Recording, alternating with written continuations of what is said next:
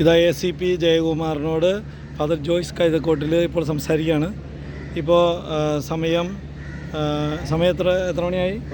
12:15. അപ്പോൾ ഈ അരമനയിൽ വന്നിരുന്ന ബോസ്കോ മെത്രാനും പാമ്പ്ലാനി മെത്രാപ്പോലിത്തയും ഇപ്പോൾ അല്പസമയം മുമ്പ് ഇവിടുന്ന് പോയി. ആ പിതാക്കന്മാർ ഈ ഭവനത്തിലേക്ക് വരുന്നതുമായി ബന്ധപ്പെട്ടാണ് ഇവിടെ ഈ ബാരിക്കേഡുകളെല്ലാം പോലീസ് ഇവിടെ ഉന്തിത്തള്ളി വെച്ചത്.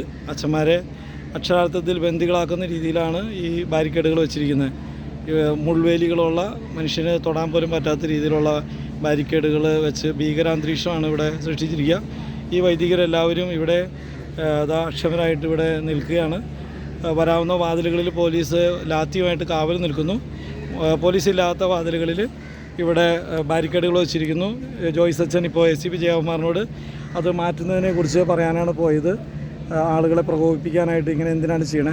ഞങ്ങളെ കാണാൻ വന്നിരിക്കുന്ന സഹോദര വൈദികർ അവിടെ നിൽക്കുന്നുണ്ട്. അവർക്ക് പോലും അകത്തേക്ക് വരാൻ പറ്റുന്നില്ല. ജോയ്സ് അച്ഛൻ ACP ജയകുമാറിനോട് എന്താണ് പറഞ്ഞത്? അദ്ദേഹം എന്താണ് പറഞ്ഞത്? ഞാൻ ചോദിച്ചത്, ഇന്നലെ രാത്രി മുഴുവൻ ഈ സ്ഥലം തുറന്നു കിടന്നിട്ട് യാതൊരു പ്രകോപനമോ പ്രശ്നമോ ഉണ്ടായില്ല, ഇപ്പോൾ എന്തുകൊണ്ട് ഇവിടെ വെച്ചിരിക്കുന്നു എന്ന ചോദ്യമാണ് ഉന്നയിച്ചത്.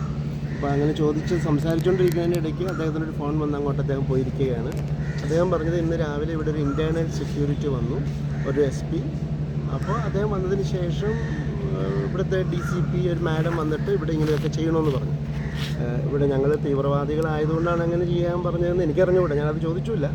അപ്പോഴത്തേക്ക് അദ്ദേഹത്തിനൊരു ഫോൺ വന്ന് അദ്ദേഹം ഇപ്പോൾ അത് ഫോൺ അറ്റൻഡ് ചെയ്യാൻ പോയിരിക്കുക. അപ്പോൾ ഇപ്പോൾ മെത്രാന്മാർ ഇവിടെ വന്നതുകൊണ്ട് മെത്രമാർക്ക് ഒരു സേഫ്റ്റിക്ക് വേണ്ടിയാണ് ഇങ്ങനെ ചെയ്തതെങ്കിൽ അവർ പോയി കഴിഞ്ഞിട്ട് ഇത് തുറന്നുകൂടെ എന്ന് ചോദിച്ചാൽ അങ്ങനെ ചോദിച്ചു. അപ്പോൾ അത് ഞങ്ങൾക്കറിയില്ല, ഞങ്ങളോട് ചെയ്യാൻ പറഞ്ഞത് ഞങ്ങൾ ചെയ്തു എന്നാണ് അദ്ദേഹം പറയുന്നത്. പക്ഷെ അദ്ദേഹം വിചാരിച്ചിരുന്നത് നമ്മളോട് സംസാരിച്ചിട്ടാണ് പത്രസമ്മേളനം നടത്തിയതെന്നാണ് അദ്ദേഹം കരുതിയത്. അപ്പോൾ ഞാൻ പറഞ്ഞു, അദ്ദേഹം ഞങ്ങളെ കണ്ട് സംസാരിച്ച് ഇതിനൊരു പരിഹാരം ഉണ്ടാക്കാൻ ആഗ്രഹിച്ചിരുന്നെങ്കിൽ ഇപ്പോൾ സമരം തീരുമാനമായിരുന്നു എന്നും കൂടി പറഞ്ഞു. അഭിപ്രായം കേട്ടോ. അപ്പോൾ എന്തായാലും ഇവർ ഈ ബാരിക്കേഡുകൾ മാറ്റി ഭീകരാന്തരീക്ഷം അച്ഛന്മാരെ ബന്ദികളാക്കിയ അവസ്ഥ മാറ്റാൻ ഉദ്ദേശിക്കുന്നില്ല എന്നാണ് അർത്ഥം. അത് ഫൈനലായിട്ട് ആ വാക്ക് അദ്ദേഹം പറഞ്ഞിട്ടില്ല, പക്ഷേ വീണ്ടും ഡയലോഗ് തുടരുന്നു.